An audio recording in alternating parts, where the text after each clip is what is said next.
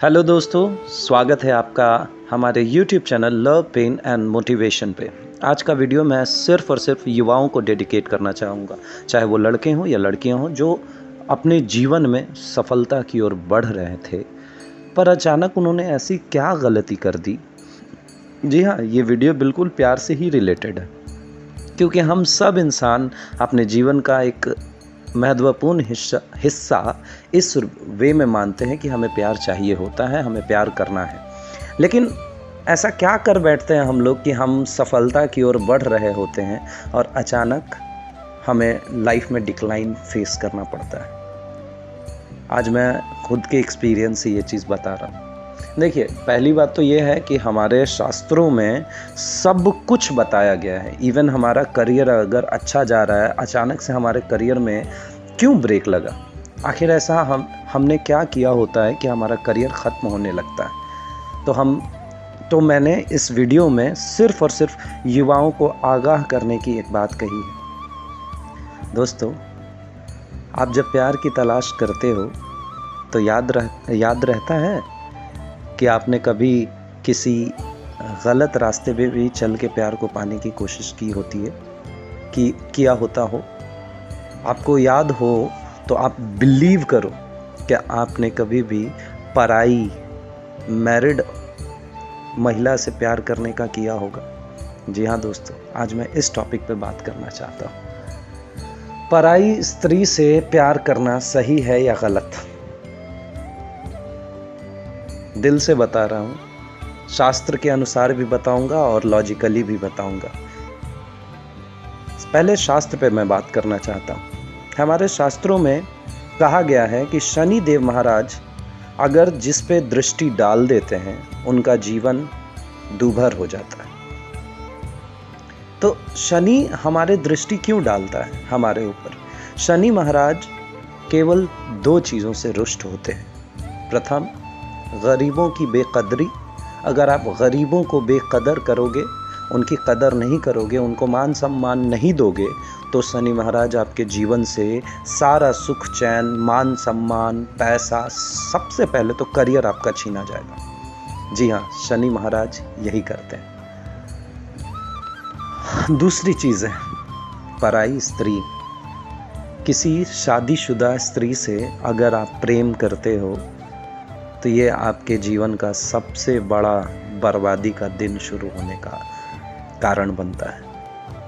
एक अनमैरिड लड़की से आपका प्रेम तब तक तो ठीक है, कोई बात नहीं, क्योंकि वो किसी जगह किसी पुरुष से बंधी नहीं होती।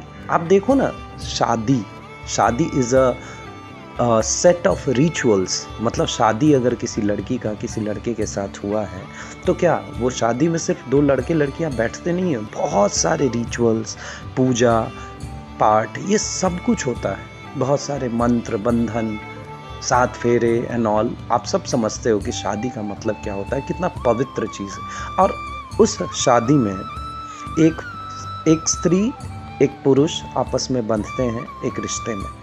अब आगे चल कर के वो स्त्री अगर सेटिस्फाइड नहीं है अपने रिश्ते में, तो उस स्त्री का किसी दूसरे लड़के या किसी भी पुरुष के साथ अगर संबंध बनता है, तो इसमें स्त्री तो अपना दैहिक सुख या फिर प्रेम सुख के लिए किसी दूसरे से जुड़ गई, तो स्त्री को तो कोई नुकसान नहीं होगा, उसके पति को भी कोई नुकसान नहीं होगा। ये मैं आगे आने वाले पलों में मैं आपको बताऊंगा कि पति को भी कोई नुकसान नहीं। लेकिन इस चीज़ में सबसे ज़्यादा नुकसान बेचारे उस युवा को होता है जो उस पराई स्त्री के साथ संबंध में आया। मैं आपको बताता हूँ कैसे। वो युवा अपना क्या कंट्रीब्यूशन देता है उस रिश्ते में, आप बताइए। दुनिया में आपने एक बात तो सुनी होगी और समझी भी होगी कि यहाँ पे कभी भी कुछ भी मुफ्त में नहीं मिलता। बिना मेहनत किए यहाँ पे आप पानी तक नहीं पी सकते। आपको अगर प्यास भी लगी होती है तो आपको ग्लास उठाकर पानी डालकर आपको पीना होता है। मतलब बिना मेहनत के कुछ और बिना कारण के कुछ नहीं मिलता।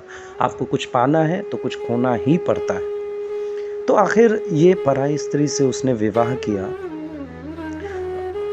प्यार किया, सॉरी माफ़ कीजिएगा। तो वो प्यार किया तो उसे क्या करना पड़ा? कुछ भी तो नहीं। वो इमोशनली भी नहीं जुड़ा होता, बस वो दैहिक सुख ले रहा होता है।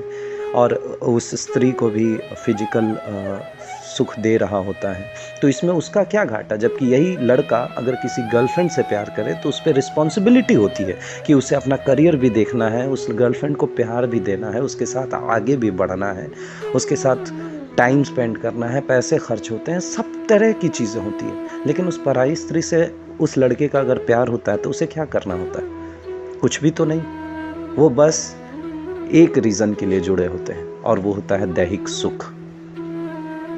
तो उस लड़के को शुरुआत में तो कहते हैं ना, भाभी से प्रेम हो गया, तो उस पराई स्त्री से सुख तो मिल रहा होता है, लेकिन उसे पता भी नहीं चलता कि हमारे शास्त्रों के अनुसार हमारे शनिदेव महाराज रुष्ट हो रहे होते हैं। क्योंकि हमारे शास्त्र में, ये फिर से मैं दोहरा रहा हूँ, कहा गया है कि शनिदेव अगर रुष्ट होते हैं पराई स्त्री और गरीबों की बेकदरी से, तो आपके जीवन में सबसे पहले आपका ध्यान आपके करियर से हटा देते हैं वो। अब जैसे ही आपका ध्यान करियर से हटा, सारा फोकस तो आपका किधर है, उस पराई स्त्री से संबंध में, कि कब मौका मिले, कब मैं फिर से उस चीज़ को, उस सुख में जाऊं। क्योंकि आपको कुछ देना नहीं होता है ना, बस आप वहाँ पे जाकर खुद को न्यौछावर कर रहे होते हो। तो आपका सारा का सारा अटेंशन कहाँ चला जाता है, उस संबंध में, उस अवैध संबंध में, जिसके कारण आप सबसे पहले अपने करियर से हाथ धोते हो दोस्तों। उसके बाद धीरे धीरे कभी बाई चांस, ऐसा तो जनरली बाद में हो ही जाता है कि 100 दिनों का चोर एक दिन पकड़ा ही जाता है, तब आप सोचिए आपकी कितनी बदनामी होती है, आपके मान सम्मान में क्षति होती है। 2 चीज़ें मैंने आपको बताई। फर्स्ट इज़ शास्त्रों के अनुसार कि शनिदेव रुष्ट हुए तो आपका करियर डिक्लाइन होता है, और दूसरा चीज़, आप अगर पराई स्त्री से अभी भी संबंध रखते हैं तो आपका मान सम्मान में क्षति होना तय है। और तीसरा, आप दैहिक सुख के कारण आपका भी तो नुकसान होता है ना दोस्तों। आप उस सुख को प्रेम का नाम देते हो, जबकि वो प्रेम नहीं है, सिवाय दैहिक सुख के वो प्रेम नहीं हो सकता। तो जब तक आप उस पराई स्त्री के साथ संबंध में रहेंगे, आपके जीवन में आपका प्रेम कभी नहीं आ सकता। आपके जीवन में आप प्रेम जानते ही नहीं। प्रेम क्योंकि दैहिक सुख से बहुत ही अलग चीज़ है दोस्तों, ये हमेशा याद रखिएगा। इसीलिए मैं लास्टली यही कहना चाहूँगा, आखिर में मैं अपने सभी युवा भाइयों से ये दरख्वास्त करता हूँ, निवेदन करता हूँ कि आप अपने जीवन में अगर तरक्की करना चाहते हैं तो आज के ही आज, अगर जो पराये संबंध में, पराई स्त्री से संबंध में है, वो प्लीज़ छोड़ दे, मत करें ये काम। नहीं तो आपका करियर, आपका मान सम्मान, सब कुछ बर्बाद हो जाएगा आपका। और यहाँ तक कि मैं भी कहूँगा, और एक चीज़ मैंने बताना भूल गया मैं, कि उस कंडीशन में उस पति को क्या होता है। अगर उसकी पत्नी संबंध में है तो उस पति को क्या नुकसान होगा? जी नहीं, बिल्कुल भी नहीं। उस पति को कोई फ़र्क ही नहीं पड़ता, क्योंकि उसके साथ तो धोखा हो रहा है। उसके साथ तब तक उसे कोई फ़र्क नहीं पड़ता कि मेरी पत्नी को तो दैहिक सुख किसी और पुरुष से मिल रहा है, तो उसे तो लगता है कि चलो एवरीथिंग इज़ ओके। बट जिस दिन उसे पता चलता है दोस्तों, बस रिश्ते से विश्वास उठता है।